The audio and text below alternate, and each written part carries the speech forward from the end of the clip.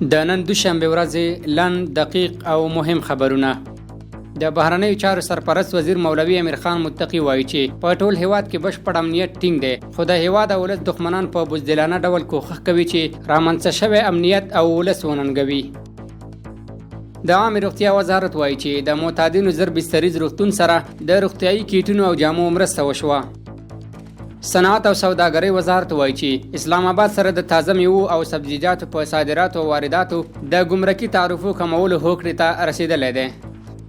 کورنۍ چارو وزارت وایي چې له کابل ښاره یو شمېر په نشه روږدي کسان راټول او د درملنې لپاره یې اړوند روغتونونو ته لیږلي دي.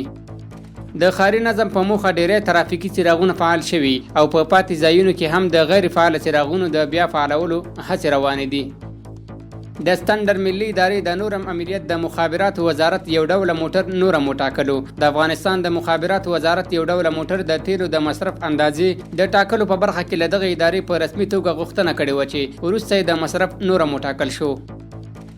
مالیې وزارت وایي چې د ګمرکونو او عوایدو مرستیال مولا محمد ناصر اخوند په مشرۍ د تعرفي کمیټې ناسته کې د یو شمېر وارداتي او صادراتي توکو پر ګمرکي تعرفه او د وارداتي توکو لپاره د ملي کوډونو پر جوړېدو بحث او پریکړې وشوې.